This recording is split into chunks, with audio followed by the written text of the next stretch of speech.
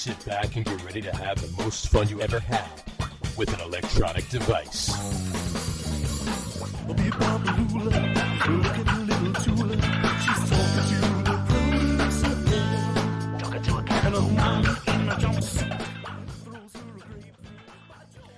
All right, everybody, welcome out to the Get On With It Sports Show. It is Wednesday, February the 7th, 2024. Jersey Johnny coming at you. And with me, as always, is none other than Mr. RadioPete and Mr. Harry Lug Nutz. Say hello, gentlemen. Hi. Is that a nun in a jumpsuit throwing that grapefruit? There's a man in a jumpsuit. Oh, it's a man. Okay. Man I always thought it was man, but I heard it tonight and I thought it was nun for some reason. and nun in a jumpsuit throws her a grapefruit. Yeah. Throws her a grapefruit. A man in a jumpsuit throws her a grapefruit. Okay. By George, she's got a new friend. There you go. Got it. All right. There you go. Keep up, I think it works either way. Look at little Tula. She's talking to the produce again. Right. And a man in a jumpsuit or a nun in a jumpsuit. How How would you know she was a nun? It works either way. How does it? Because you wouldn't know she's a nun if she was wearing a jumpsuit. Unless she had a jumpsuit on and just... she could have had the habit on. A trail hat thing on. Or it could be a nun-colored jumpsuit. A nun-colored jumpsuit. No. Well, all right. Well, hi, everybody. Welcome to the show about sports. Welcome. It is Super Bowl week, yes, as Pete says, Super Bowl week. Will there be a proposal at the Super Bowl? I don't know. Will there be a proposal at the Super Bowl? Who cares? The only proposal, I think it's more likely a proposal will be made by the audience that, I propose we turn this off because I don't want to watch it anymore. Gotcha. Well, as you can tell, I'm decisive. Right, tonight. Yeah. Chiefs jersey. you guys are all wearing red. Everybody's Pete looks like Andy Reid if he wore a Jets hat. I'm wearing my Christmas colors. Christmas colors. A green hat and my red shirt. There you go. It's what Chad Pennington wore back in the day. That's right. Yeah. So, all right. Hey, let's get the memes out of the way. Yeah, let's do the memes. Let's get the memes out of the way. We're gonna kick it off with this one. China may be using sea to hide its submarines. Is that the actual? Is there another word after sea? Like monkeys or sea monkey? Maybe using sea monkeys. Seamen. Maybe using sea monkeys or seamen to hide its submarines. Yeah. Seamen to hide its submarines. That's a lot of seamen. Sea monsters. Sea monsters. There you go. Yeah, sea monsters. All right. Yeah, Next. Interesting. I thought it was. Next one. Rare, out of print, and non-existent books for sale. Yeah. Well, what are they for sale? It doesn't say that. Well, yeah, or they have them there at least in the bookstore or whatever. Non-existent books. I'd like to read a couple of those non-existent books. I just read 3 while we were doing this meme. You go in and you go, I'd like to see some of those rare, out of print, non-existent books, and they go, I'm sorry, we don't have them. We don't have them. They don't exist. Right, but yeah, you don't know what they're saying afterwards. This is an intelligence test for the users of the library. If you go up and ask for one, where do you keep the rare, out of print, non-existent books? They just go, get out. over next. You don't deserve to read. Decimal system. Exactly. That's great. All right, next one. Fresh idiot, $4.50 a pound. Fresh idiot kink. Kink, yeah. Fresh idiot. An L or an exclamation point? I think it's an exclamation point. I can't really tell. By the way, that is a great band name. Fresh idiot kink. Yeah. Or a song for your next album. Fresh idiot kink. Yeah. Could be the album title. This is true. Hopefully it's an exclamation point. Like kind of Ice House. Album title, song title, band title. Also, I like how they have to put the word fresh and then whatever other language that is in the circle. Right. You already have the word fresh on it. It's fresh. Fresh. So it's like, all right, let's say that's Chinese. All right, for the sake of argument. So like, well, we want to let the Chinese people know that it's fresh. So we'll put the Chinese word for fresh in a circle, but then we'll translate it to English and we'll put that in the circle also. What's interesting is the symbol for kink. Yeah. Mm-hmm. Yeah. Like a box with It was like a box with the top falling off. The with top 4 falling legs. off with 4 legs, right? Some Or whiskers. it's lifting up, like coming up a little bit. And what kind of fish is that? It's a kink. Is that a real fish? I have Who no knows? idea. I don't know. It's spiky. All right. Goldfish, maybe? Who knows? Man, I don't know. Moving on. Here we go. Restroom. Restroom is for eating customers only. Mm. Yeah. Well, choose wisely. Now, here's the thing, right? This is one of those punctuation counts. Yeah. How do you fix this? It's really the grammar, not the punctuation. It's the grammar. Well, and assuming this is a restaurant, isn't eating sort of redundant? Like, who cares if if you get takeout, you can't. Well, no, they don't want you just going in and using the bathroom. Right. Well, I understand that. I'm just saying the eating is right. Just take that out. But in other words, there's no punctuation that makes this right or any. Well, the 7 exclamation marks make it very clear. Make it very clear. Dine in customers only. Just restroom is for customers only, unless you're a fresh idiot kink, and then you can use the restroom. Well, that's true. That's true. All right.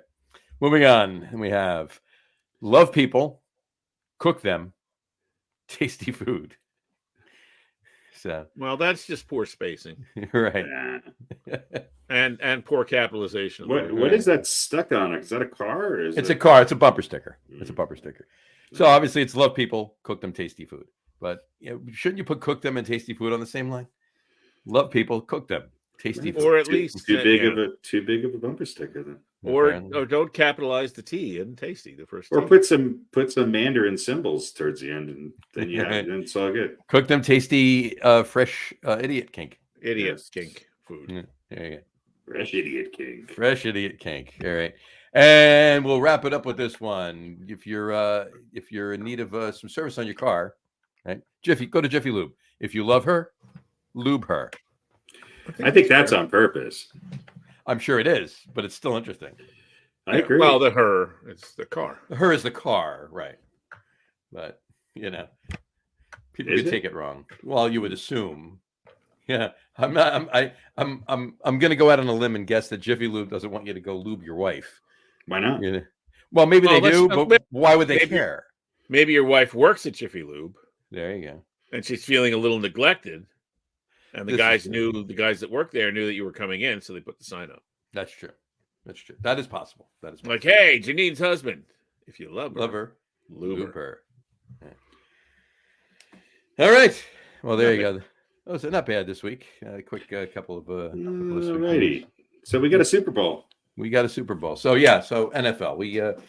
We got a Super Bowl week upon us. Has anybody watched any coverage? Well, I have been purposely staying away. 5 minutes here and there, nothing crazy. It's all the same thing. The only arrest so far is Patrick Mahomes' father. Right. Which is just going to spur them on to an even bigger victory. Right. Let's win this one from Mr. Mahomes. I feel like there's a lot. I feel like the coverage is going to pick up tomorrow, because it seems like today and yesterday were travel days for everybody, because they had the D team on most of the talk shows. Right. So, there's not a lot to really talk about. The Chiefs have a guard who's very critical to them, maybe with a pectoral-ish muscle strain that might not play. But other than that, they're digging for stuff. So, is dipshit going to play for the Chiefs? Who knows? Couple days in Vegas and something will probably happen. Right. Well, the field is too soft. The 49ers are complaining that the field is too soft. Mm-hmm. Right. And the hookers are too hard. That depends. Switch them. Soft hooker, hard field. Yeah. That's what you're looking for. Right? Well, this is true too. And it's shocking though. I haven't seen any coverage from the Mets, because any chance the Mets get onto hold on. To put up some sort of news when it relates to them, even in the slightest regard, they will. And Patrick Mahomes' father pitched for the Mets, so they haven't said anything about Patrick Mahomes' father getting arrested for DWI. Well, I don't think that really helps. No, but this would exactly be something that they would put out there. No, we're So, avoiding. but- This is a non-Mets Yankees week, so that's enough of baseball. All right. Anyway. The real story is here: the pitching for the Mets drove him to drink. He drove him to drink. Right? That's Exactly. the angle right there. And it only took 24 years to Well, to sink in. Right? it's a cumulative effect. Exactly. All right. So, look, a couple weeks ago, a week and a half ago, were the championship games. I know, we've talked about them ourselves, but we obviously haven't been on the show. We hadn't had a show since the games. Thoughts on either game? Thoughts on the Chiefs Ravens? What's his name? Isn't ready for primetime yet? Lamar. Still not, huh? Not quite ready for primetime yet. On that game, here's my thoughts on it. The offensive coordinator for the Ravens should be fired, and I'm not sure. I don't understand what they were doing. Let's abandon everything that we're good at. That game reminded me of when the Giants played the Bills in the Super Bowl, where Belichick and Parcells had 6 guys or 7 in the secondary, rushed 4 guys, and they were able to contain Lamar Jackson. Lamar Jackson had all day to pass, but the last thing you want Lamar Jackson doing is standing in the pocket with 7 seconds trying to decide what he's going to do.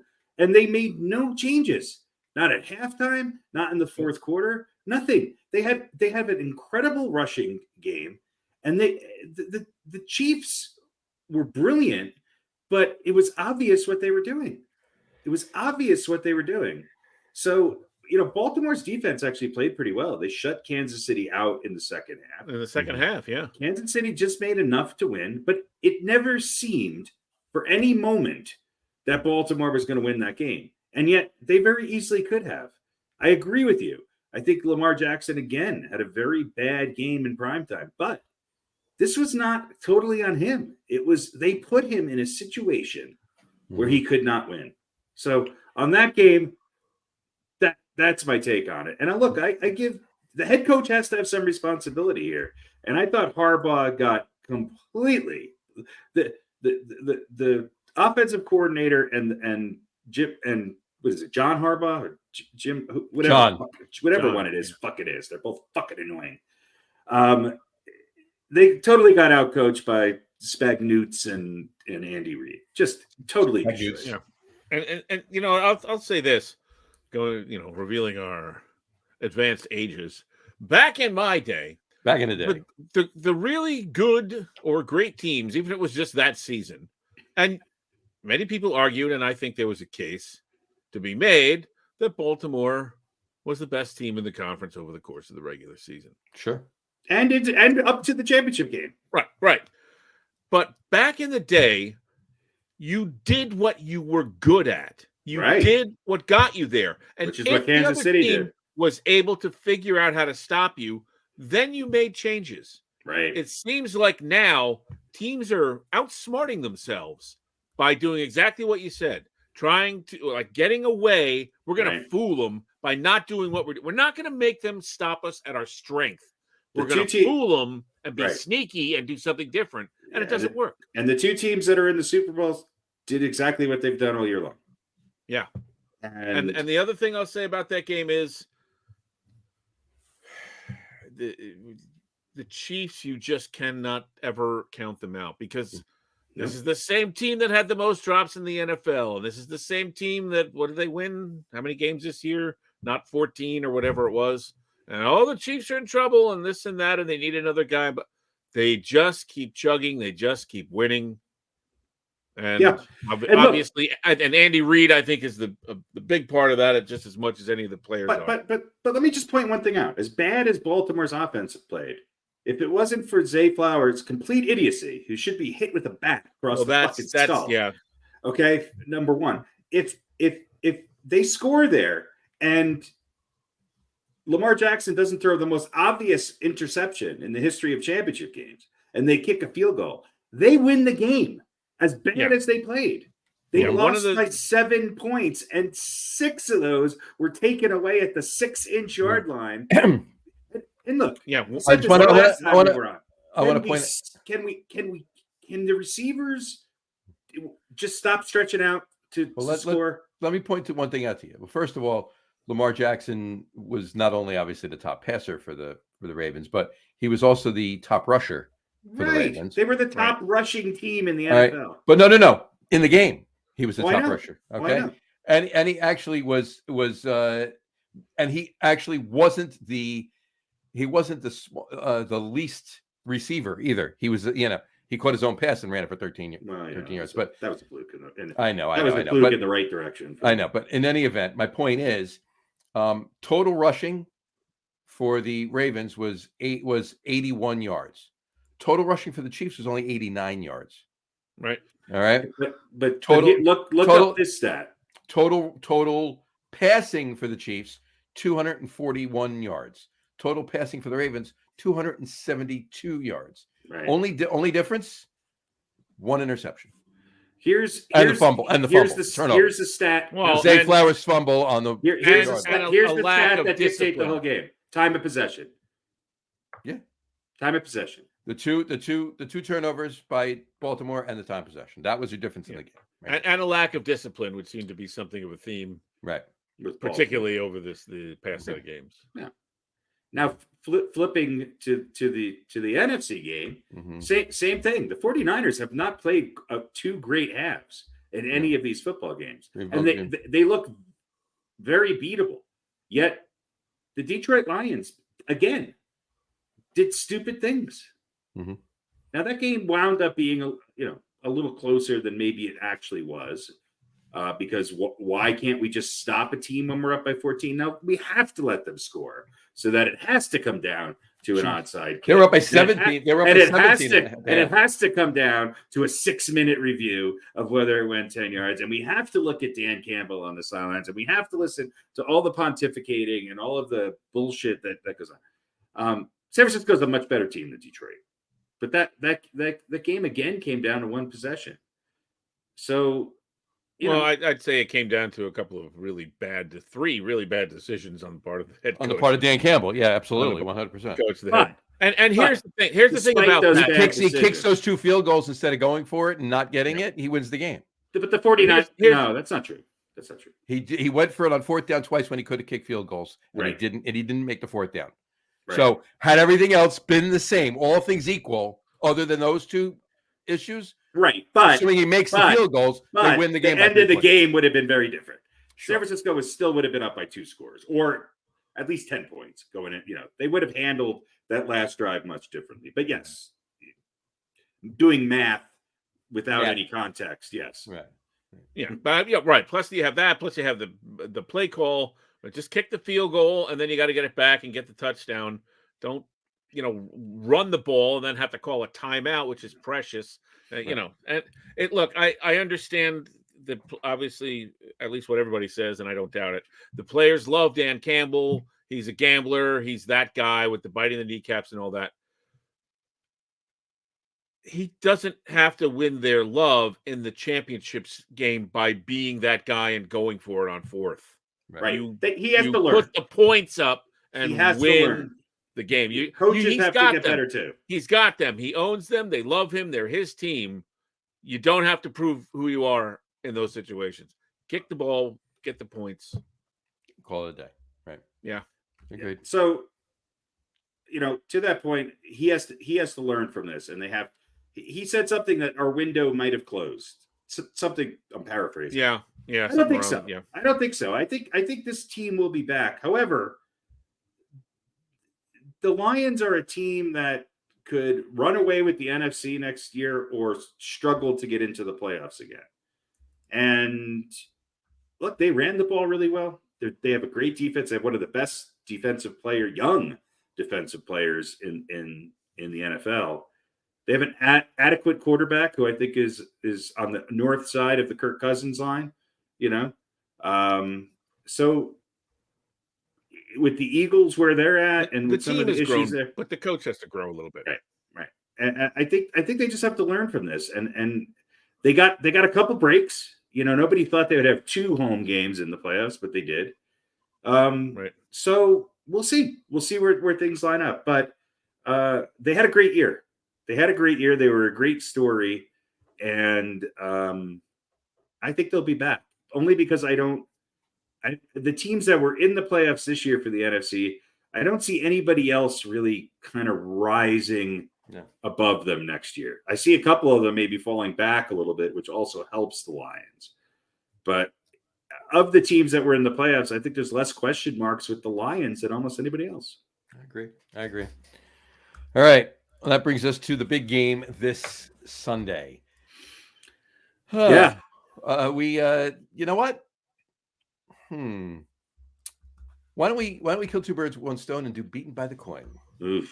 It's a close one, folks. All right. And then we You want to put up the stats and the results from last week? I will do that as soon as I play the music. Oh, yeah. Can't forget about that. I can't forget about the music. There you go. The coin. And here it is. No one wants to be beaten by the coin.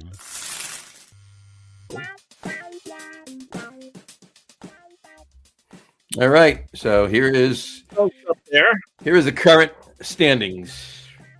So let me lay down, because I have an interesting proposition here, which I think could make this either more fun or really terrible, because that's the way I roll.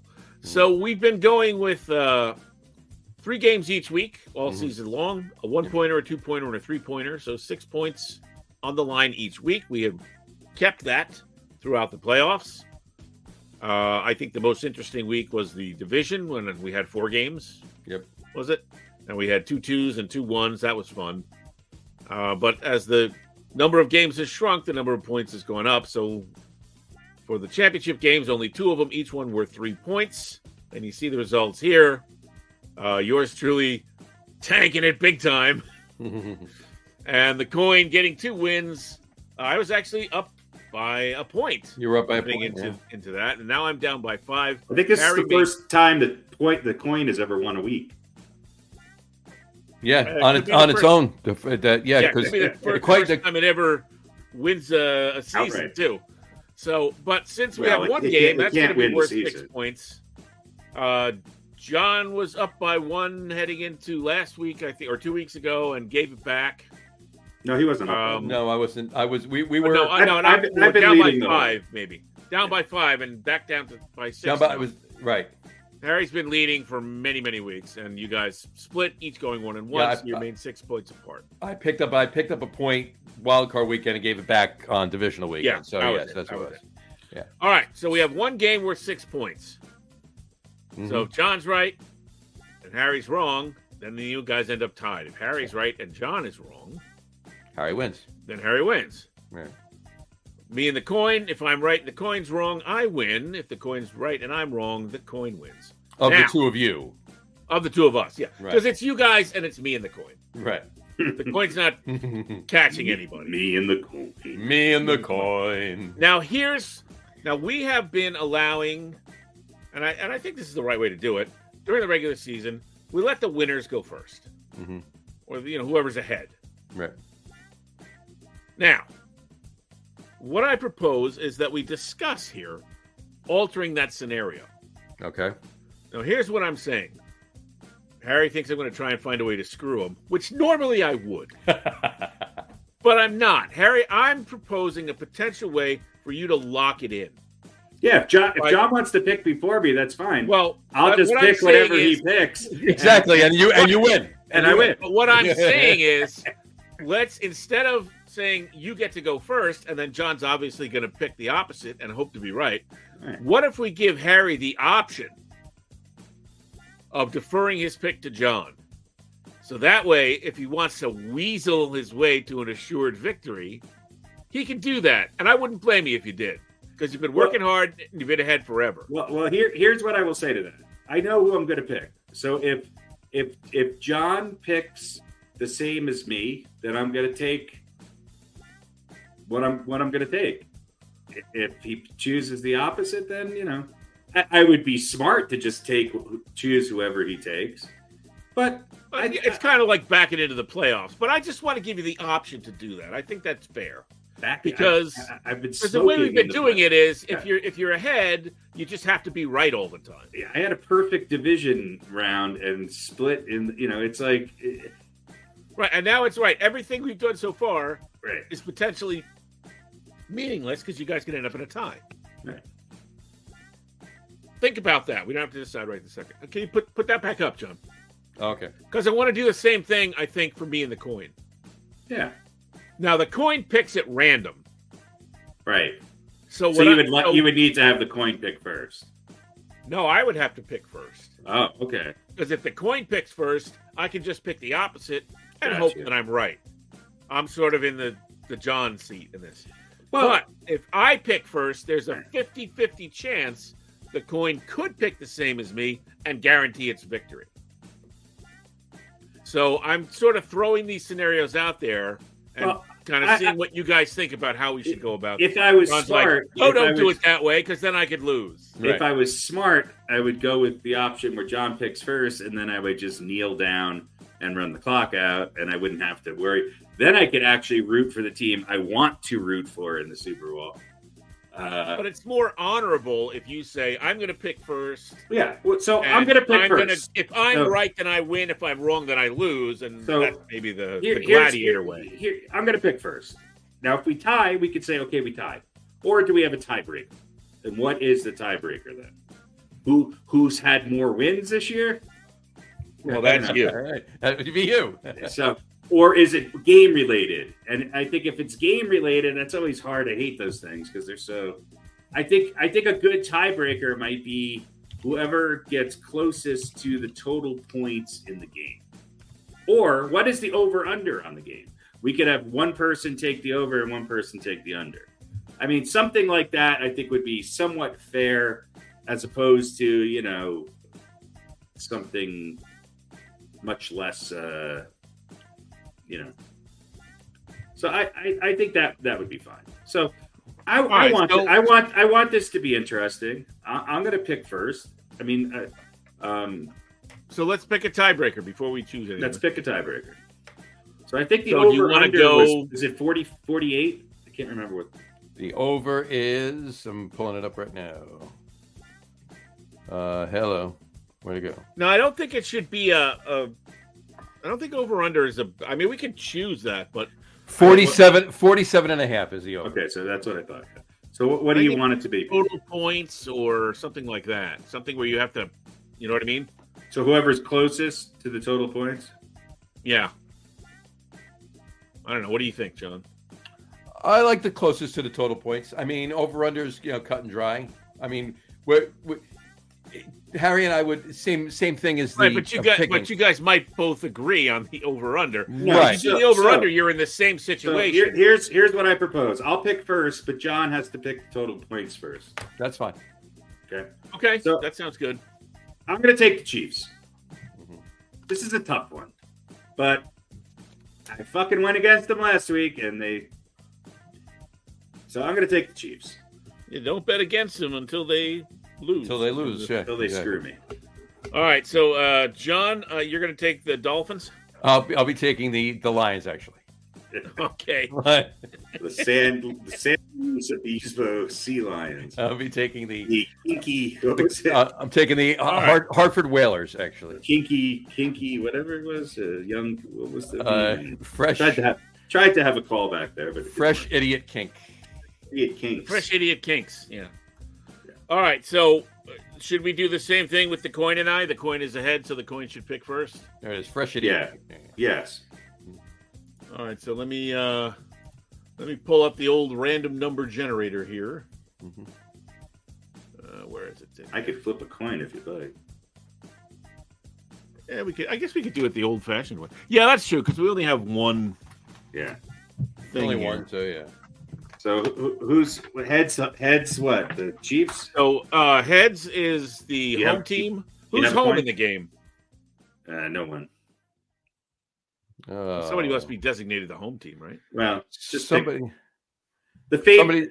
49ers are the favorites, so make the heads the 49ers. So heads is the 49ers, tails is the Chiefs. It looks like I can tell you right now who it is, but yeah, it looks like the 49ers are. Yeah, because they had a better record, so right. Yeah. All right. So here's the quarter. Okay, flip it. Heads we and tails. We believe that there's two sides. Yeah, I know. There's Well, 3 sides, but we only care about 2. I don't want to be accused of cheating here.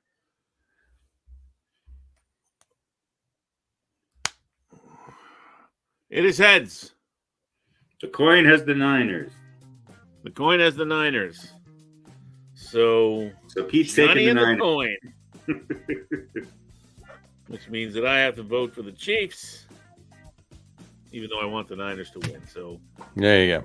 Yeah. So there we go. And Dave Scardino has chimed in. Go Niners, he said. I think we all want the Niners to win, but I'm trying to. I'm using judgment here. Gotcha. All right. Well, the coin and I don't need a tiebreaker, so Okay, John, you're going to pick the total points, and it's close. Over. What happened? It's what? You broke up. As far as the total points, whoever gets close, it doesn't matter if you go over. It does over or under doesn't matter. Whoever's closest is there. So, total points. So can you pick whole numbers? Yeah, why not? You're not. It doesn't matter. Oop. You know, like if I picked, hypothetically speaking, if I picked 18, and Harry was convinced it was going to be higher than that, he should pick 19 and call it a day. Well, that's not good though, because if it's that's what I'm saying. It's got to be. Then we're so I. That's why I thought the over under would be better, because it's yeah. But again, you could just do the same thing. Whoever picks the over under first, the other would go opposite, hoping to be right.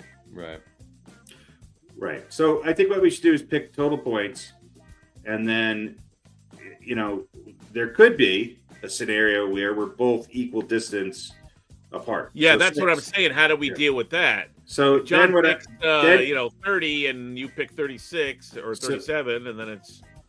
So then I think the tiebreaker to the tiebreaker should be the over. Over under. There you go. Yeah. Okay, that sounds fair. There you go. All right. And if it remains tied after that, then we're dual champs. So how many shots? Then of who Taylor fucking Swift? cares? Yeah. How many shots of Taylor Swift will be? Yeah. All right. So total points for John. I think the total points are going to be 59. 59, high scoring game. High scoring game. I do believe that. Harry. I am going to go. What did you say? 59? 59, 5-9. Okay. My prediction is 31-28 Frisco.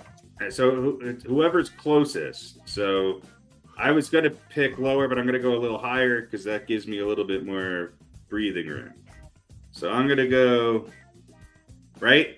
Because like say it's 44 and I'm 52 and you're 59, I win, right? Right. So I'm just going to go 58 then. That's the smartest thing I can do. That's exactly what I said before. You go one over or one under, and if you think it's going to be lower, you go one under. If you think it's going to be over what I said, you go one over. Yeah. That's it. Yep.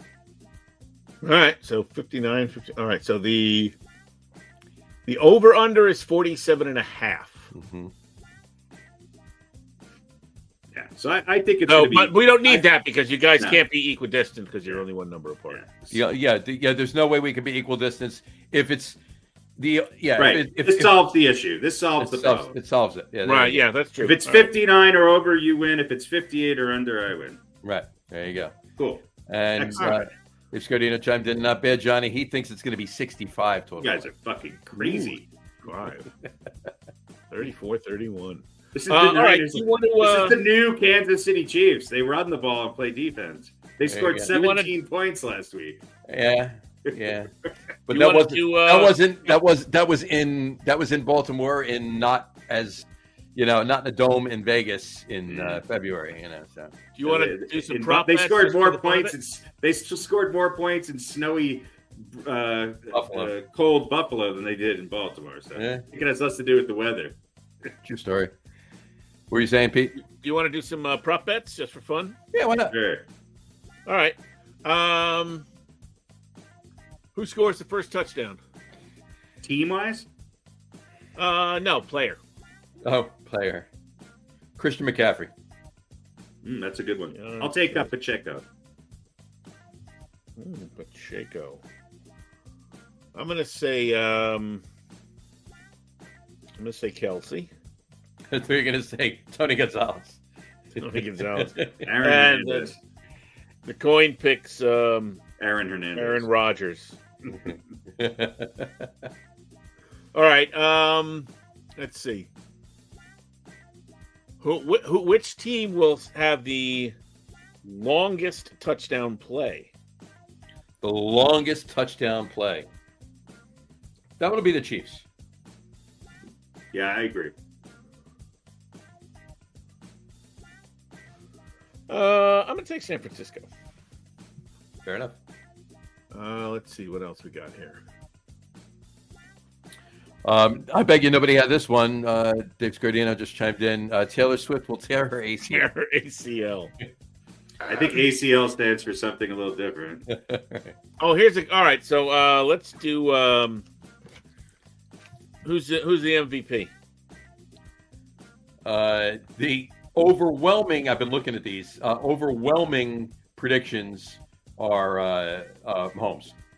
But I'm going to say Christian McCaffrey is the MVP. It's definitely Trent Williams. No, it'll be fucking Patrick Mahomes. His bobblehead and his stupid voice. Well, obviously, I'm going to pick a San Francisco player. Right, I know. And you're going to, yeah. So Christian McCaffrey's going to be MVP. Yeah.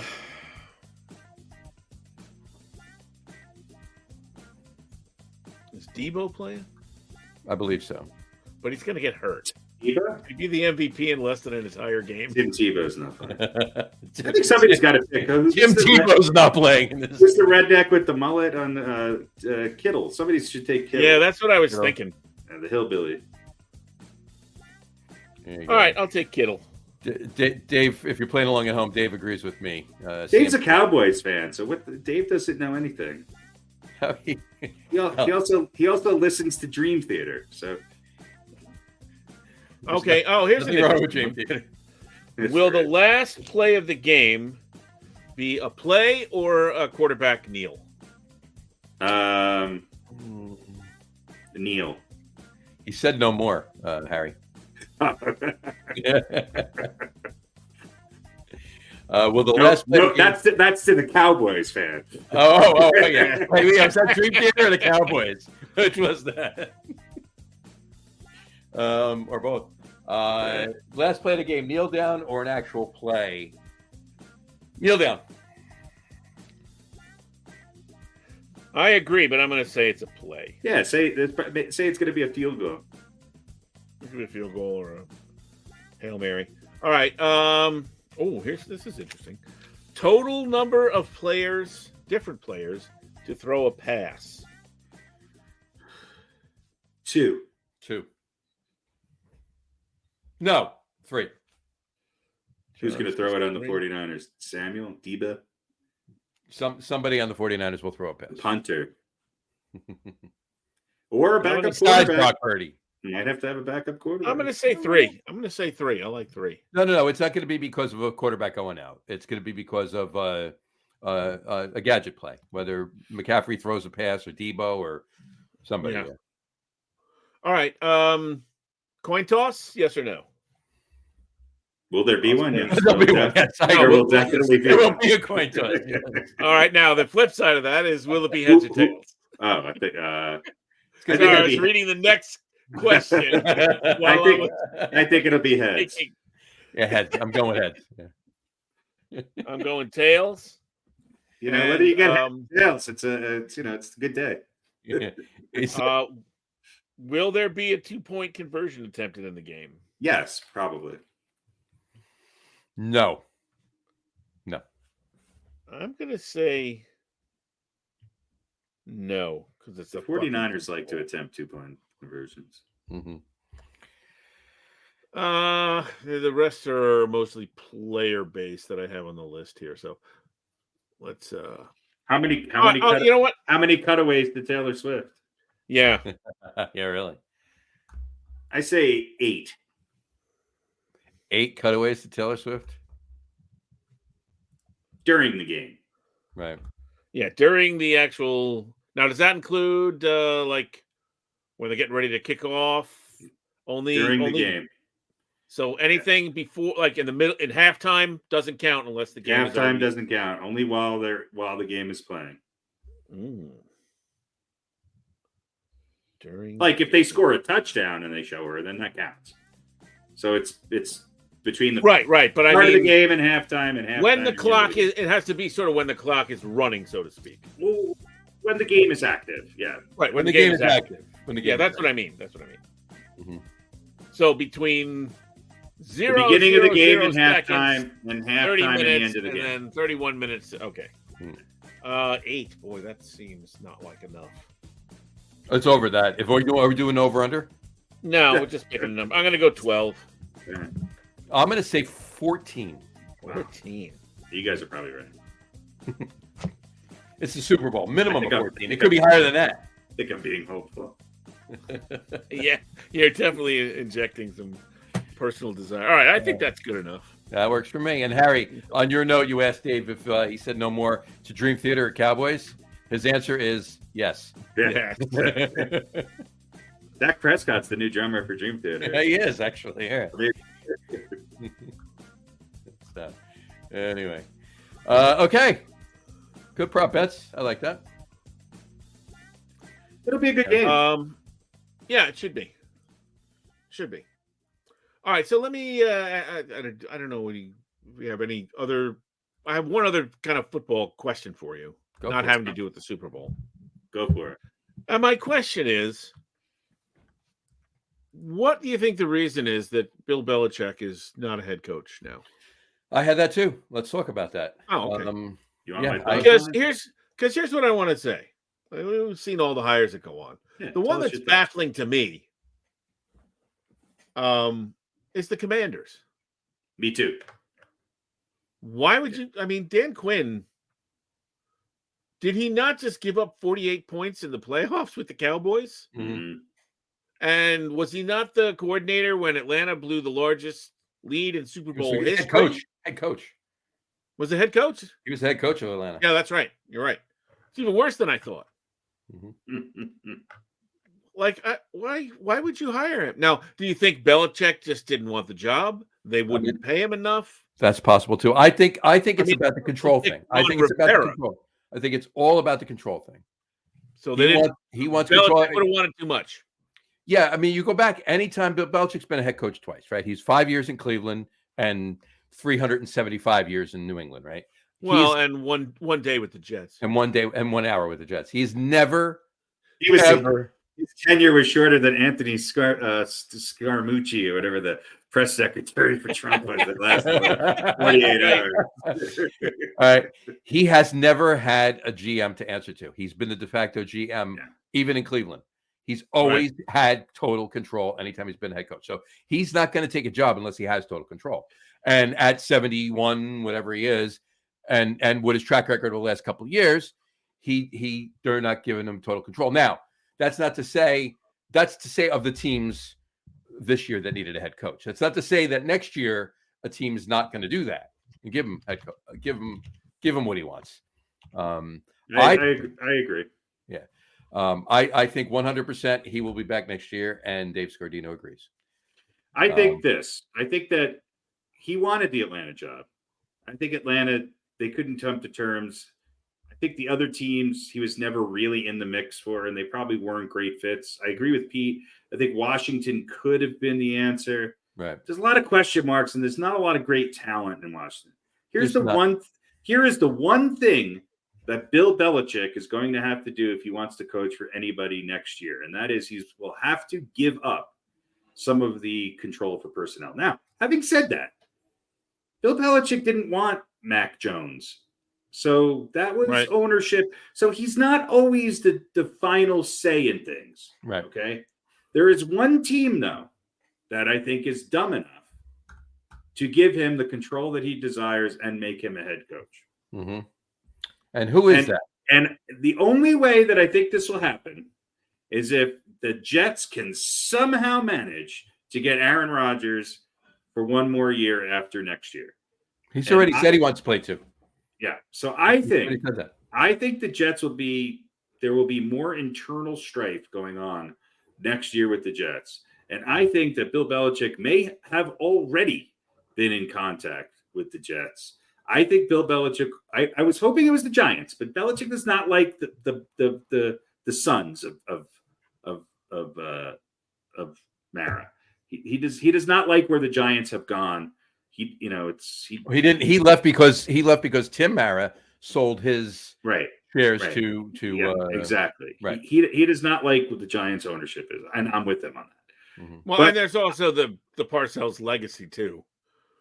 No, I don't think he's too concerned about that, because I think part of that legacy is his as well.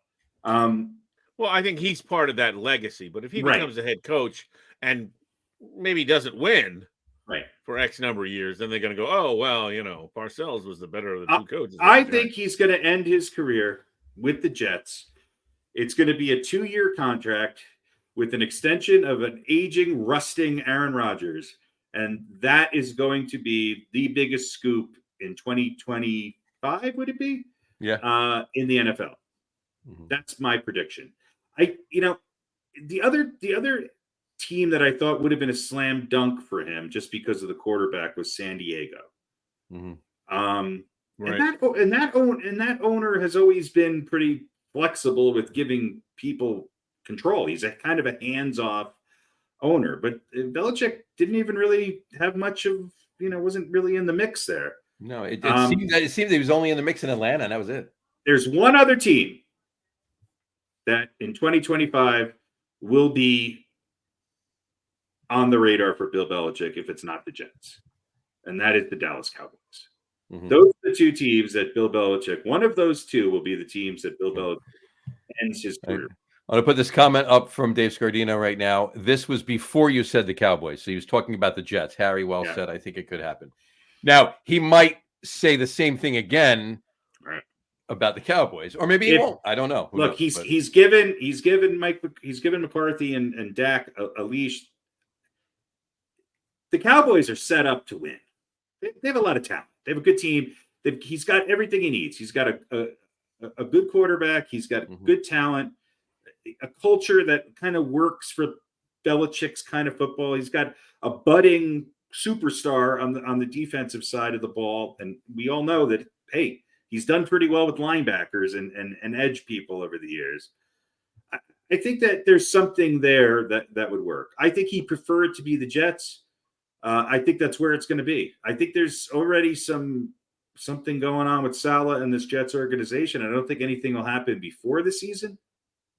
Maybe, but if it's does this happen either no matter what the Jets do?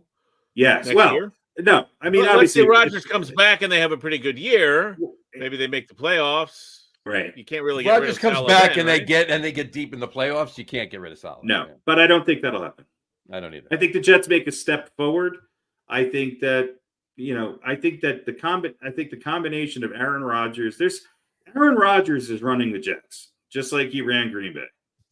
And there's only one person who can step in and, curb that a little bit. And I also think Rodgers would be very open to having Belichick on his side. Now, I think a better situation is Dallas. I think that I could picture Belichick winning with Dallas. Yeah, you see, that's the key here, okay? Right. It's not just about the control that Belichick wants. Right. And people actually giving that up for him, right? It's about going to like Brady did. Brady left New England and went to Tampa, ready-made Super Bowl winning team, right? Right. All right. He's going to want that same thing, and maybe not necessarily a ready-made Super Bowl winning team, but he wants that record. Yeah. Would he like another Super Bowl? Of course he would. Why wouldn't he? That'd be stupid to say he wouldn't, but he wants a team that he can win, that he maybe even can win those 14 games or whatever he needs in the first year. Certainly within 2. He doesn't want a team. He doesn't want a team that he's going to build from the ground up, and he's going to go through 2 years of 3 wins, because that's not doing him any good. I don't think Bill Belichick is good at building a team. It takes a lot of parts and pieces. And look, other than the teams that we know have set coaches, you're not going to see, too many changes, in most of these playoff teams. But the teams that did not perform well in the playoffs, if you look at Dallas, I mean, they jump right out at you. Yeah. That's a good opportunity, and we'll see with the Jets. I think the Jets will make a step forward this year. I think there's something rumbling there, and I think it doesn't sound great. And yeah, I agree. The other thing about this is, if Belichick goes to the Cowboys, he has to deal with Jerry Jones. I don't think. I think he'll be okay with it. He does, because he's the owner. And even if he's told he's going to have that control, there's no guarantee he's going to have that control. And he wouldn't. Yeah, he wouldn't. No. And other people with just the same personality as Bill Belichick have gone to Dallas. Now, has it lasted forever? No. But Belichick's no different than Jimmy Johnson and Bill Parcells. No, but he's going to be compared to Jimmy Johnson. Yeah. And if he doesn't win anything, or if he doesn't stay there long enough to win, he's going to be there.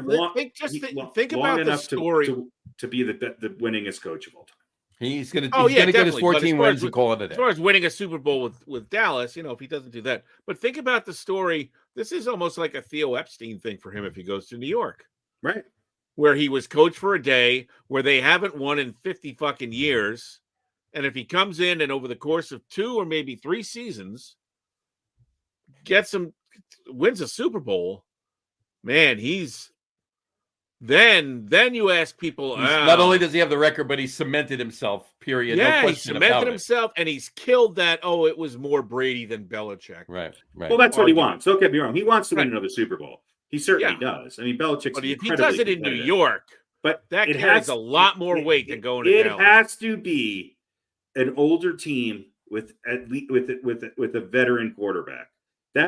He's not going to come in and deal with some youngster. Right. And I wish it would be the Giants, and I wish there would be, some way for the Giants to get somebody other than, Nimrod behind the ball. But it's not going to be the Giants. It's just it's not going to be them. I think those are the two most likely landing spots for him. Mm-hmm. All right. So keep an eye on that.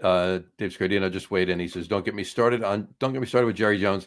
I hope I run into him at Fatso's. He has ruined this franchise and needs to take a seat. And I think he's to that point. I think that he's changed a little bit. I think he's looking for somebody to maybe come in and challenge him a little bit. Mm-hmm. He doesn't have that with McCarthy. McCarthy's just sort of happy to be there, and McCarthy's a good coach, don't get me wrong, but he's not like Belichick or Jimmy Johnson or Bill Parcells. Something in me tells me that Jerry Jones realizes that what he's done has not necessarily. Now, having said that, Jerry Jones has put a lot more talent on the field for the Dallas Cowboys than a lot of other owners have over the, if you look at what Dallas has right now compared to a lot of other teams, it's not the worst. And it's certainly in the upper portion talent-wise. Now, culture-wise, performance-wise, that's the issue. That's the issue. Right. So, all right. Well, we will keep an eye on the whole Belichick situation. All right. So, Super Bowl weekend, we got the big game coming up. We'll talk about a couple other things in that. Let's really quick. We got our NFL playoffs, just a quickie. Uh-oh. So let's do that. It's NFL playoffs, championship games, just a quickie. Okay. Is this about the Dallas playoff run? No, just a quickie. Sorry, Dave. I'm a Cowboys fan too since the 70s. Just a quickie. Well, they had some great playoffs runs. Well, yeah, but they're choking. All right, so here I need you to rank these. All right. This is what we're doing for this. Just a quickie. Rank these. Write these down. You can jot them quick. You don't have to write everything down, but you just say we'll remember. I'll just write this. 1990 New York Giants versus San Francisco. Okay. New York Giants beating San Francisco in 1990. All right. 1986 Denver beating Cleveland in overtime. 1995 Pittsburgh beating Indianapolis where Harbaugh literally threw a Hail Mary at the end of the game to win it, and it landed on the guy's chest, but he couldn't wrap his arms around it and fell off. I forget the receiver. Jim Harbaugh, that was. Okay. 2007, the New York Giants beating Green Bay in overtime. Mm-hmm. And 1981, the 49ers beating the Cowboys by 1 point. Now, what do we rank? How are we ranking? 5, 4, 3, 2, 1. Best to. How about like just best games or best upsets? No. Best games. Okay. Best games. Okay. So 1990, New York Giants 15, 49ers 13. 1986, Denver 23, Cleveland 20 in overtime. 1995, Pittsburgh 20, Indianapolis 16. And 07, Giants 23, Packers 20 in overtime. And 81, 49ers 28, Cowboys 27. What order are you doing them? 5, 4, 3, 2, 1. All right. Who's going first? You can go first, Harry. Okay. I'm going to go number 1. It's the 81 49ers over the Cowboys. Oh, so you're doing 1, 2, 3, 4, 5. Yeah, that's the best. Okay. You want me That's fine. It doesn't matter. That's fine. Number 2 is the Denver Broncos over the Cleveland Browns. Number 3, the Giants over the 49ers. Number 4 is Pittsburgh over Indianapolis. And number 5 is the Giants over Green Bay. Okay. All right. So 5, 2, 1, 3, 4. So 81, 86, 90, 95, 07. That's your order. Pretty much in chronological order. Almost. Yeah. Actually, it is. It's in chronological order. No. Except yes, I did. I did in chronological. It's chronological order. That's exactly right. The younger I was, the better the games were. Better the game was. Yeah. All right, Pete. I'm gonna go. Where do I want to go? 5 through 1. Is that what we're do the same thing? Do 1, 2, 3, 4, 5. Yeah. So the best first. Best first. All right. Best is Denver against Cleveland. Okay. Number 2 is the 07 Giants against Green Bay. Okay. Because fuck the Packers. Number 3 is Pittsburgh versus Indiana because. Oh no, I'm sorry. Sorry. Number 3 is the Giants. Niners. 90. They beat the Niners. Is that correct? They beat the Niners Yeah, that's number 3. Number 4 is Pittsburgh, Indiana. Mm-hmm. And then the worst one is San Francisco over Dallas. That's the best one for Harry, the worst one for you. Yeah, so Denver. So 86, 07, 90, 95, 81. Okay. There you go. All right. And let's see, we have a comment on here. What should we call it? Dave was at the Giants San Francisco game. Oh. Isn't that in San Francisco? It's in San Francisco. Giants have played San Francisco in 2 championship games. They were both in San Francisco. Giants have played 2 championship games at home. And they were Washington 86 and Vikings when they lost the Super Bowl in 2000. And he also said, hate that 81 game. Every time I watch the play, I still think there's a chance he doesn't make the catch. Yeah. You know, I think I heard the other day Montana had like 4 interceptions in that game. Oh, yeah. Yeah. So it was because people were talking about you don't have to have a great game. You just have to have a great play. You just have to score more points than the other team. You don't have to have a great game. You just need to score more points. Yeah. No, but like one great play will cement in everyone's mind. Sure. And and if you win, then it's funny how everybody remembers Montana on that, and half the people that, especially people under the age of 40, probably don't remember Dwight Clark. So yeah. Well, also the holding the call that was never made. That's true. God. Oh, sure. Here we go. Talk about a systems tight end, boy, Clark. He wasn't even a tight end. All right. All right. Next. Is that it? got. Hold on one second. I'm just. Oh no, I got my things, Harry. He's got his things. Which one? I got one more. I got one more trivia for you. Really quick while we're on him. NFL playoffs trivia question of the week. It's Super Bowl related. Here we go. And I don't care which one you answer this first. You both answer it. If you know it, you both know it. You both don't know it. Doesn't matter. All right. I'll buzz in. Here we go. If the 49ers win the Super Bowl. Yeah. Okay. Ed McCaffrey and Christian McCaffrey will become the second father-son tandem to win a Super Bowl with the same team. Mm-hmm. Who was the first? Just heard this the other day. Father, son to win the Super Bowl with the same. Of mine. If the 49ers win the Super Bowl, Ed McCaffrey, who won the Super Bowl with the 49ers in the 94 season, and then went on to win 2 other Super Bowls with the Broncos. Ed McCaffrey and Christian McCaffrey will become the second father and son tandem to win the Super Bowl with the same team. What others have done it with other teams, but with the same team. Which team players or whatever, who did it first? What father-son tandem did it first? It was, I can't remember.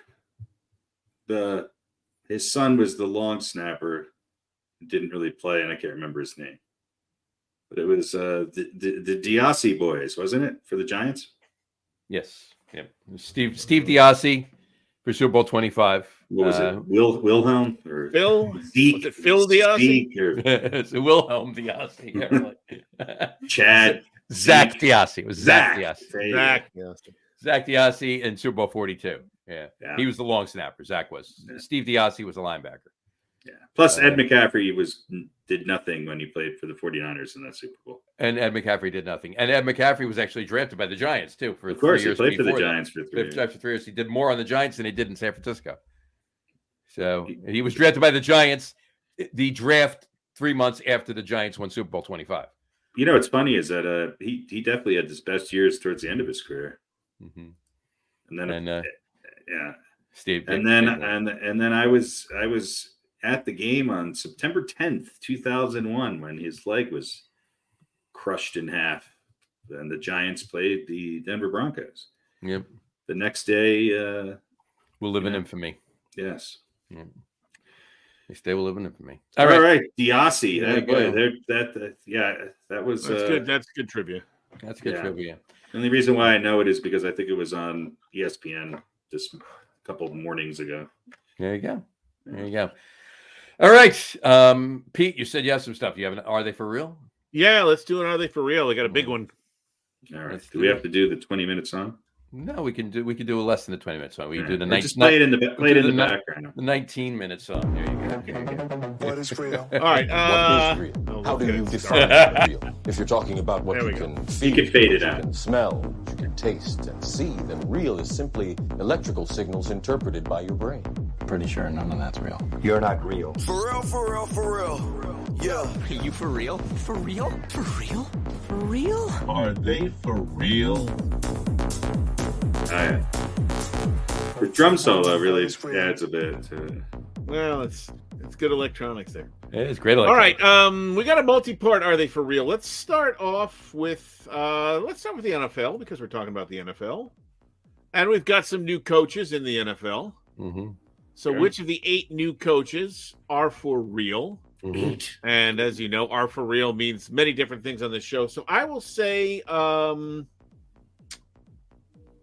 has a winning record by more than one game. Will be at least 2 games over 500. That will make them for real. All right.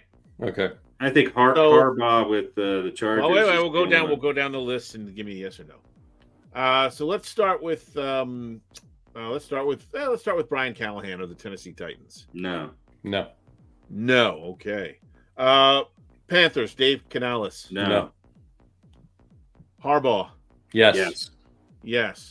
Mike McDonald, Seahawks. No. 2 games over 500.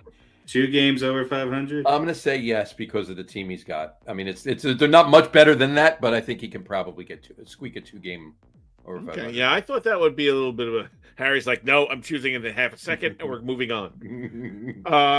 Jared Mayo of the Patriots. Nope. Fuck no. Falcons, Raheem Morris. No.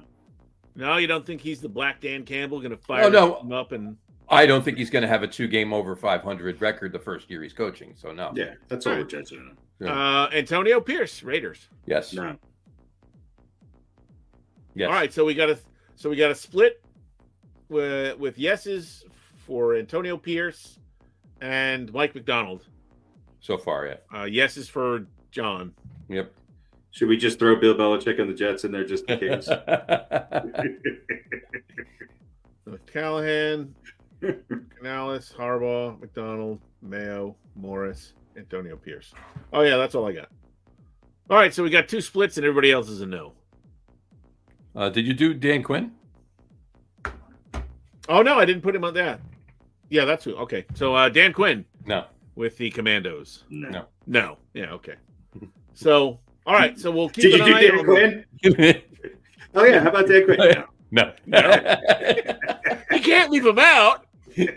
All right, so if the Raiders or the Seahawks go 2 games over 500, Harry, you're going to have a lot of egg on your face, mister. There you Anyway, moving on. Let's do a little NBA. Are they for real? Mm-hmm. I guess. Yes, the Knicks are real. Who is the most for real?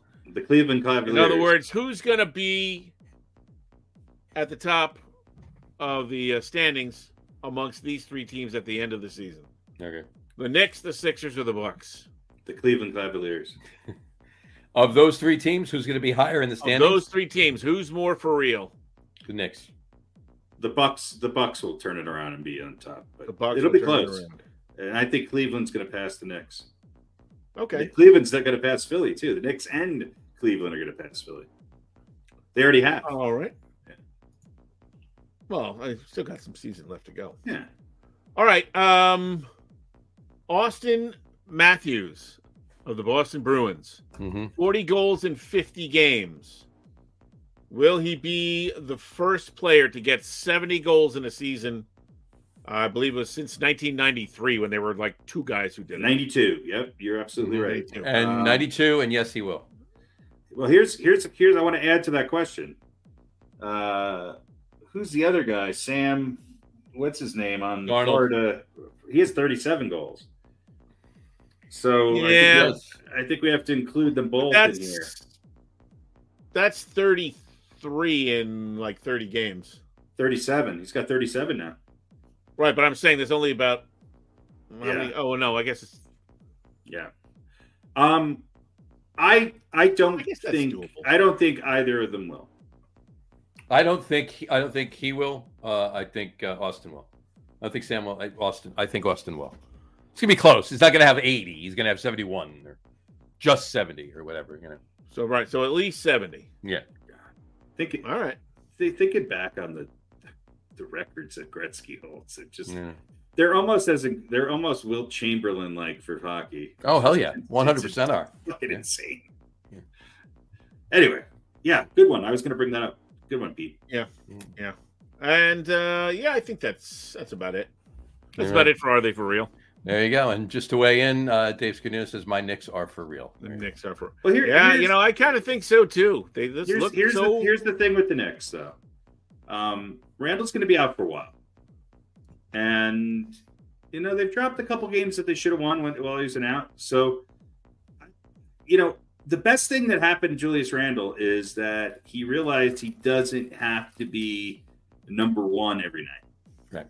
And we talked about Randle last time. I think it's unfortunate that he's hurt because I really do think he was having his best year as a Knick, even though statistically that as a player he was having his best year. I think the Knicks are good, but they're a little thin. And it really depends on how long Randall's out for. Now, if Randall can come back and they can gel again for the playoffs, I think you could argue that they're the second, third, or fourth best team in the East and could probably, beat beat the Celtics or the Bucks in a 7-game series. But can they get past the first 2 rounds against Cleveland and or whoever else? So I'm not so convinced the way in which Cleveland is playing right now that Cleveland is not the first or second best team in the East, and no one is talking about them. Here's a question: now they are, because they put together a nice run. I heard their name mentioned a couple of times. Okay. Do the Knicks make a move? Yeah, only kind of in passing. Talking about. Do the Knicks make a move by 3:00 tomorrow? I think it'll be minor. I don't think it's going to be anything major. What you call it? I don't see this. Some talking head, senior NBA writer for Yahoo Sports, I think he is, proposes Yahoo Serious, yeah, proposes this trade. Ready? Yeah, I love these proposals. They're always so out of whack that yeah. All right. Julius Randle, Evan Fournier, a 2024 first-round pick, a 2026 first-round pick, a 2027 first-round pick swap, a 2025 first-round, and a 2025 first-round pick that the Knicks have from the Bucks. For Jimmy Butler.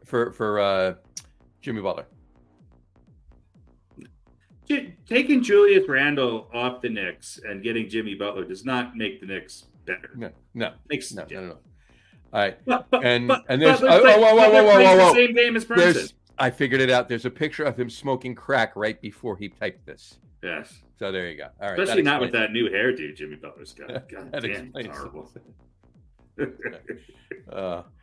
Unbelievable. All right. Yeah. Well, that's just stupidity. Yeah, I think you're right. They'll make something. There'll be a minor move just for bench depth or something. But yeah, there's not going to be blockbuster crap going on here. Yeah. So, anyway, the West is going to be a bloodbath, and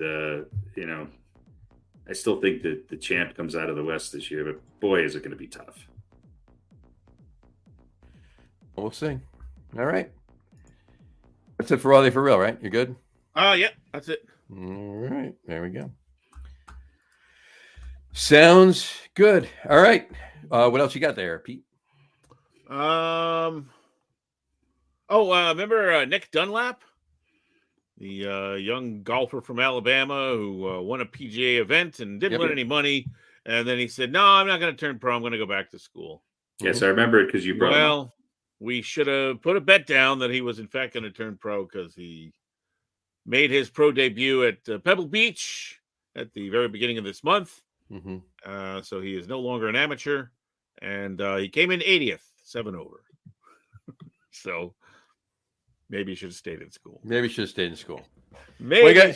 He's got to start somewhere, right? So there you go. Yeah, listen, he's a very talented young man, obviously, but I wish him well. But I felt good when he was going to go back to school. Like maybe somebody wasn't just going to go for the money, right? But I don't know. And I guess it's hard to stay away from, right? This is true. Yeah, I would. Money. So, cool. Okay. Oh, you know what? I forgot to mention this in basketball. The new NBA rule about the individual awards. You got to play 65 games or more to be eligible. Mm-hmm. So this is obviously in response to what is it called when they load management? Load management. Yeah. But what about somebody who's really, really good and gets hurt and plays 64 games? Do they really deserve to be shut out? Is this a good idea by the NBA? Like, it seems like a good idea to get players to play more games, but what if you're taking somebody who's phenomenal, but they get hurt, they miss games, and now they're not even in the race for what if that MVP? Phenomenal person plays 50 games or 48, but still getting sunshine blown up his ass by ESPN every day, and meanwhile there's a guy out west who doesn't score quite as much, but averages 10 assists a game and more rebounds and plays all the time, even hurt, and so only missed two games all year. Yeah. I think the numbers might be off, but the intent is right. Right. And let me tell you something. Let me tell you who's happy with this. Los Angeles Clippers fans are pretty fucking happy with this. That's who's happy with this, because they're tied for first place with 3 other teams in the West because their prima donna superstars have to play. Yep. This is very true. Very true. So, all right. Yeah. And look, in the past, people who have had good seasons but have had rather long, time on the injured reserve, they typically have not won the award. It happened to everybody from Larry Bird to, some people who are Bernard King, lots of people. There's a lot of that going on. So I think the 65 might be a little high, but I wouldn't go lower than 60. I was going to say 60. It seems to be the number. 60 would probably. That's still for me. 60 would be the number. 22 games. That's all. That's a quarter, right? 25% of the games. Mm-hmm. So if I was out of work 25% of the time, then I would only work 4 days a week. Right. So, yeah. Or a little less, actually. I think. A little less, yeah. Okay. So I don't know. I think it's okay. I think its intent is working. Right. And I think it's good for the fans and for the game. And quite honestly, it's good for the teams who have players who have typically been on major amounts of load management, at least up until now. Exactly. So, cool. And by the way, the other thing the NBA has done this year, Yes. scheduling-wise, is, and I don't know, I don't have the stats in front of me, but there's far less back-to-back games going on in the NBA, and there's way more days off in between games. Mm-hmm. So nothing to complain about there. No, you're right on that. Which should also help with the load management. I think it's helped overall with injuries.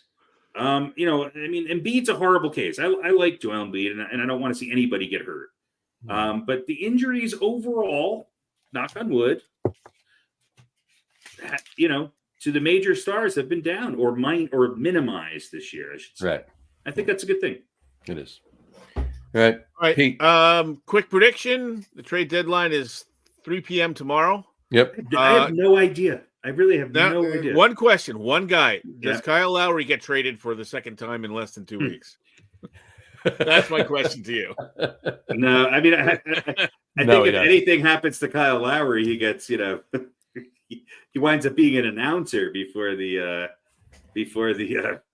That might happen. Scarlett just waved the flag and go, "Oh, fine," or whatever. Or do they try and move him and get somebody, like a pile of bricks? Or You know what? It wouldn't shock me if he was moved again, but I don't think so. I think the guy who's going to be a hot commodity is Bruce Brown. That's what everybody's talking about. And that's the top of the list there. I would love to see him come back to Denver. There's no way he can. He could wind up on the Knicks, and that would be a great addition. Mm-hmm. He could wind up on the Knicks. That's what the talking heads in New York are all saying, that if they're going to make a move, it's going to be for Bruce Brown. And if they could pull that off, look, I already think this, and this is how much it's changed. Who's the GM of the Knicks now? What's his name? Why am I drawing a blank? Anyway, the Knicks. Leon Rose. Yeah, the Knicks over the last 2 years are maybe the best run organization in New York, and that's a wild change from 4 or 5 years ago. I think he's done great things with what he's been able to do with the Knicks. I wonder what the difference is. I wonder if there's some person who's been staying out of it and I think you're right. Maybe. I think somebody doesn't want to have his name pop up on Epstein on the Epstein Island list, which seems odd because he has less responsibility now, right? Because the Cablevision was sold, so that's out of his hair, right? Maybe having more time to focus on the Knicks made him realize I should just shut the fuck up and stay out of the way. I don't know. Maybe it's brought him back into focus. Maybe. All right. Well, anything else for basketball? That's all I had. That's anything you had brought up. Do you guys see any other major players going? I can't think of one. I just don't see it right now. Yeah, I don't know. I wouldn't know, and I don't know. All I could do is parrot what somebody else said, which for once I won't do. All right, last question for me. This is about baseball. And, of course, the Orioles have been sold. Yep. They have to a multi-faceted, super-duper ownership team. Multifaceted, super-duper ownership team. That's the way it's actually presented. I believe that's the name of the group, the official name of the group. Yeah.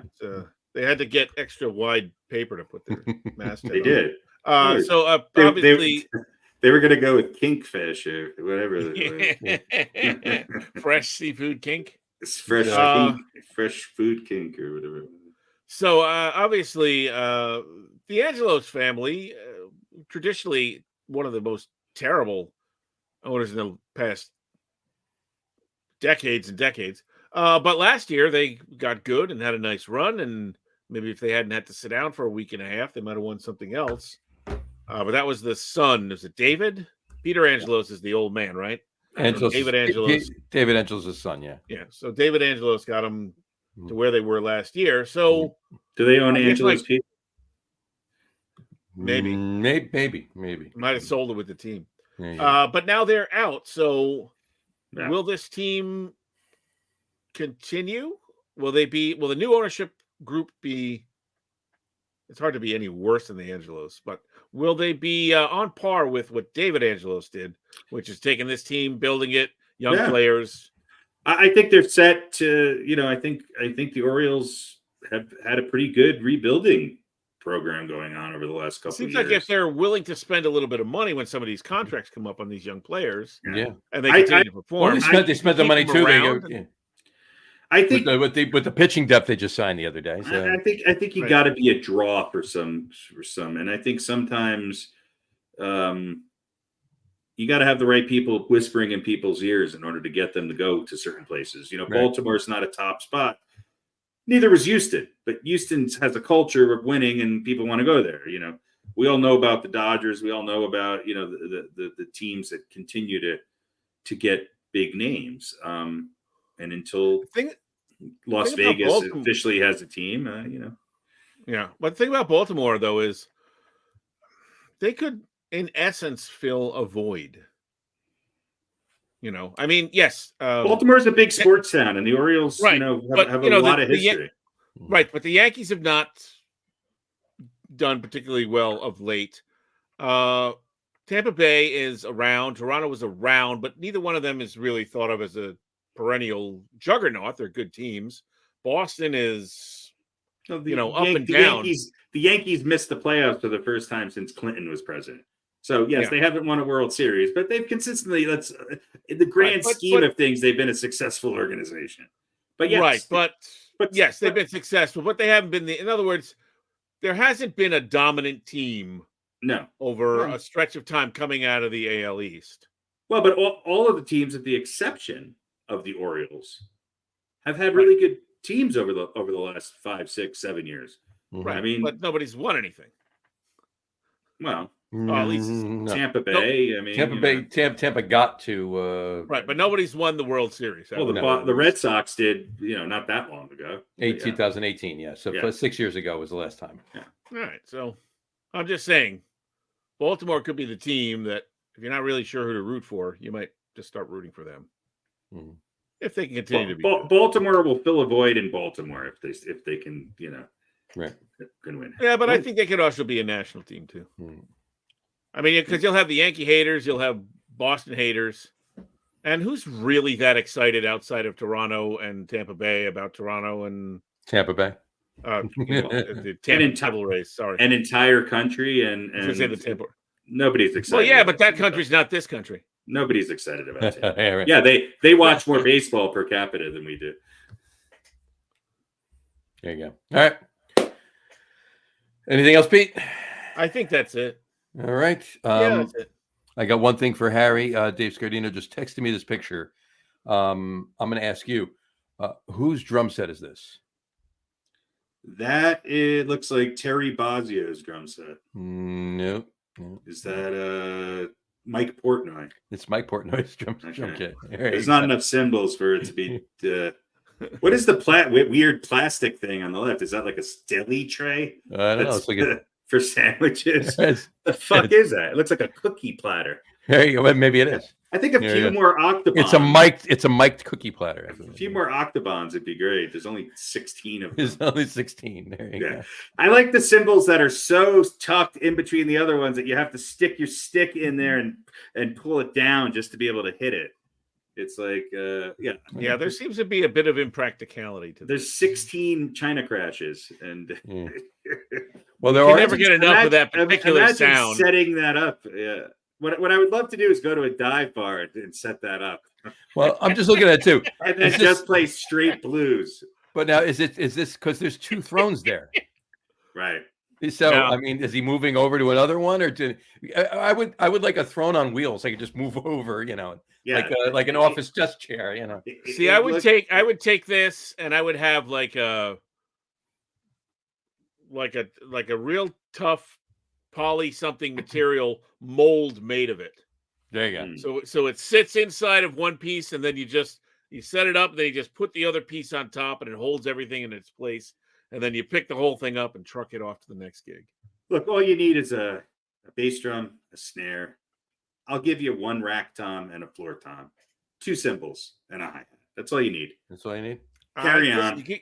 Go the Kenny Aronoff style. You don't even need the rack tom. Although he did his most famous fill used 2 toms, 2 rack toms. So. 2 rack toms. There you go. And Dave's laughing at all of that. So there you go. In fact, he laughed twice. Just one not capitalized. There we go. There we go. Just watch any video of Hunt Sales playing with Iggy Pop, and you'll see what you can do with a hi-hat, a crash cymbal, and 1 floor tom and a bass drum. There you go. Bass drum. There you go. All right. Are we good? Yeah. Are we doing? I think we're good. Super Bowl thing.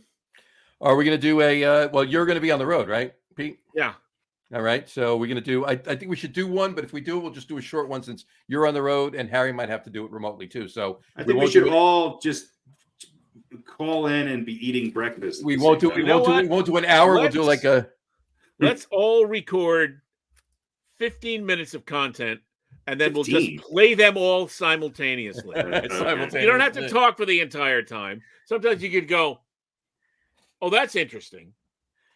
And then we'll just play all 3 of them at the same time and see how, and we'll play the Dark Side of the Moon right when it starts, and we'll see how it all comes together. How it comes together. Yeah. I think we should just play Are They For Real music over and over again. With the 3 of us going like this. And I'll just go every now and then. I'll go. Well, are they for real? Let's let every now and then you guys go no or yes. Let's let our fan know what time we're going to do this. What time are we going to do this? Well, obviously, the later the better for you. Not too early is my point, because 10 o'clock a.m. for Pete and I is 8 a.m. for you after. I hope I'm just getting home. Right. So noon Eastern. Pete, where are you going to be? You're going to be in the car. Noon Eastern, probably Pennsylvania. Okay, so you still be in the Eastern time. Still noon Eastern is my point. So, wait, are you going to be in the car with your family? Yeah, it's a 10-hour ride. Well, they don't want to listen to you do that, do they? I don't care. I'm driving. Oh, okay. Actually, maybe I'll make the boy drive, and why don't you put your wife on? That'd be great. Exactly. She's been on before. Yeah. She has been. She'll probably be better content than me. There you go. All right, so noon on noon on Sunday. Noon Eastern time on Sunday. Will be half an hour. It won't be our usual hour because we'll do it. We'll do noon on Sunday. So 10 a.m. for we'll attempt that anyway. My chili will be going. We got a couple of cool little quizzes and some prop stuff, and it'll be fun. It'll do a nice little fun thing. It's our 4th annual Super Bowl Sunday show, so we got to keep the tradition going. And we keep him awake too. So there you go, and that'll do it. So all right. So yeah, tune in Sunday, Super Bowl Sunday. It's not Super Bowl Saturday. Saturday somewhere. That's true. It might be.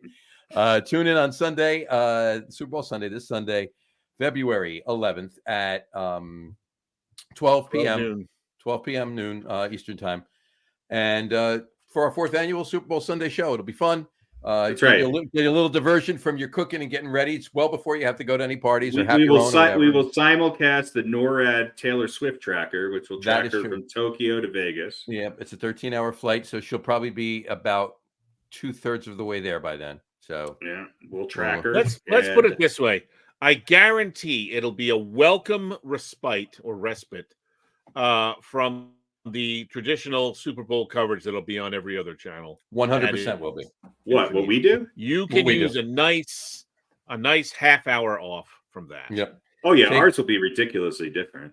Yeah, take a half hour off of the Yes, droning on and on about everything that they've been droning on and on about all week already. So in fact, we might not talk everything about that the needs Super to Bowl. be said and is going to be said has already been said, and we might talk about the MASH reunion they're planning for later this year. MASH, they're all dead. No, there's a couple of them around. All right. It'll be a short reunion. Anyway, all right. Just Gary Bergdorf walking. Where is everybody? Alan Aldous will be there. Yeah, he's still. Alan Alda will be there with him. Yeah. So anyway, all right. On that, yeah. By the way, well, no, sorry. Go ahead. Yeah, no, go ahead. I was going to wrap it up, but go ahead. Go. By the way. No. I posted the other day. I saw McEnroe and what's his name? Jimmy Connors? No, not Jimmy Connors. Oh, Agassi playing pickleball. Oh yeah, I did see that. I saw your post. It was. I forget one of the. Pete was on the pickleball before everybody. With Jack Sock and the other one paired with whoever else again. We have been reporting pickleball longer than any other news. We have for years, literally years now. Mm-hmm. And I just thought this is just. The Mumford and Son trend lasted about 4 years. I hope pickleball does not last that long. It's almost that now, so we're getting close. So anyway, all right. Anyway, so I was thoroughly disgusted. Well, where's Tiny Hands Johnson when you need him? You can't compete. He's not the same draw as McEnroe and Agassi. Did McEnroe right there? There he is, right there. Did Mac? He looks like Luke Wilson's slightly disturbed brother. That's his posture when he scores a point against Agassi. There you go. There you go. Did McEnroe throw anything at the ref? Are there refs?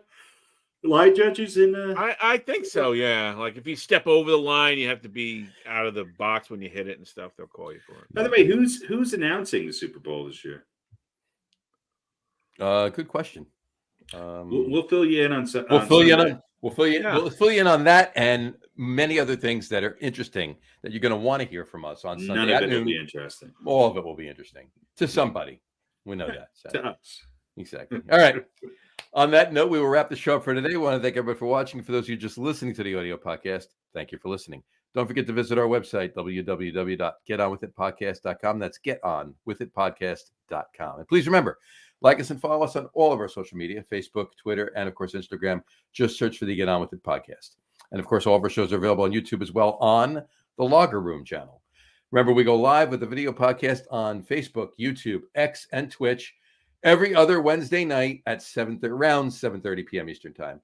And for those of you who just want to listen to the audio podcast, you can do so on our audio host, Spreaker, as well as iHeartRadio, Apple Podcasts, Spotify, Odyssey, Audible, Google Podcast, Amazon Music Podcast, TuneIn, Podcast Addict, Castbox, Deezer, Podchaser, Raphonic. Pretty much anywhere you find audio podcasts, you will find the Get On With It Sports Podcast. And if you haven't done so already, please subscribe to one or more of those feeds and you will never miss a show. Again, thanks for following along with us. Have a great rest of your week. Have a wonderful weekend. Have a great Super Bowl Sunday. Don't forget to tune in to right here at noon Eastern Time for our 4th annual Super Bowl Sunday show. And we will talk to you then, folks. Take care. Cheers. See ya. Please get rid of the Pro Bowl. Yeah, and if you just, it's flag football now. It's ridiculous. If you just listen to the podcast, you're going to miss the memes and all that stuff. Just get rid of the Pro Bowl. Yeah, we could get rid of that. We can get rid of pickleball. And pickleball. Exactly. Bye, everybody.